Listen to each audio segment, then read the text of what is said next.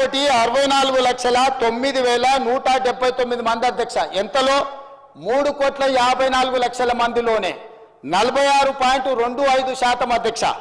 అదేవిధంగా ముస్లిం మైనారిటీలు BC practice చేసేవాళ్ళు బీసీల కింద ఉన్నవాళ్ళు 35,76,588 10.08. ఈ 46.25% 10.08% కలిపితే 56.33% అధ్యక్ష.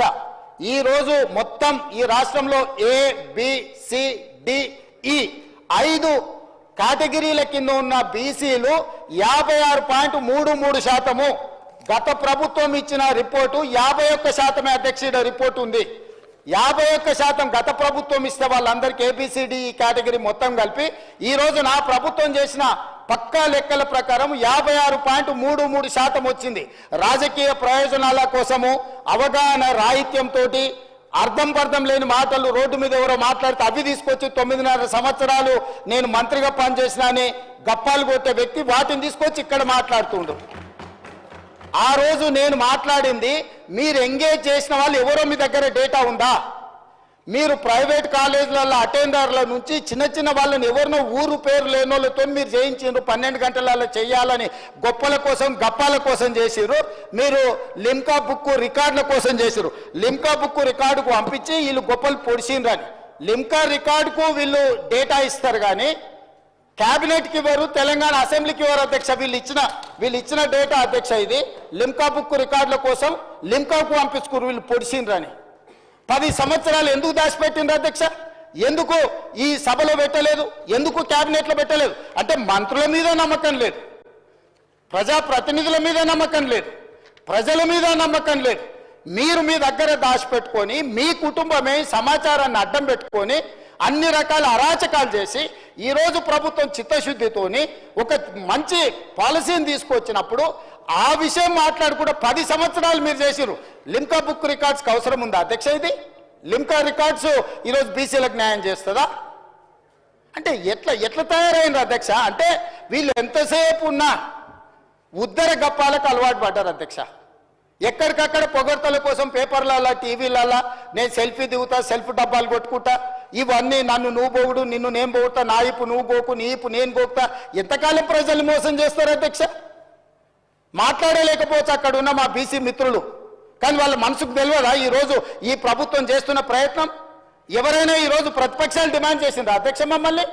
మేం బాధ్యత తీసుకొని ఈ ప్రక్రియ మొత్తం పూర్తి చేసి మంత్రివర్గంలో పెట్టి ఆమోదింపజేసి సభలో పెట్టి సభ ద్వారా మొత్తం దీన్ని ఆమోదించి వాళ్ళందరికీ స్థానిక సంస్థలలో కాకుండా విద్య ఉద్యోగ ఉపాధి అవకాశాలలో రిజర్వేషన్లు పెట్టాలని మేం తాపత్రయపడుతుంటే మమ్మల్ని తప్పు పట్టేది ఏంటి అధ్యక్ష? ఇదెక్కడ న్యాయము? ఇదెక్కడి పద్ధతి? మీ కుటుంబానికి నచ్చకపోతే ఇక బలహీన వర్గాలకు అసలు ఏం మంచి జరగొద్దా? ఈరోజు ఈ డాక్యుమెంట్ మీద నేను ఒకవేళ వాళ్ళు చర్చకు పెడదామంటే రేపు ఎప్పుడు చర్చకు పెడదామో చెప్పమని ఉంది అధ్యక్ష.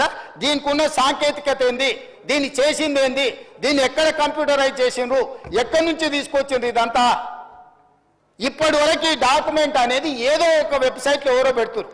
ఇది అధికారికంగా నేను ఎందుకు కోట్ చేయలేదంటే వాళ్ళు రేపు ఇది చేస్తే నువ్వు ఎక్కడి నుంచి తెచ్చినావు అని అడుగుతారు. సోర్స్ ఆఫ్ డాక్యుమెంట్ నేను చెప్పలేను. ఇప్పుడు 9.5 సంవత్సరాలు మంత్రిగా పనిచేసిన ద గ్రేట్ ఆయన ఎవరో మంత్రి గారు చెప్పినందుకు ఇప్పుడు ఇది అఫీషియల్గా నేను మాట్లాడుతున్నా అధ్యక్ష. ఇది ఎక్కడ పబ్లిక్ డొమైన్లో అధికారిక వెబ్సైట్లలో లేదు.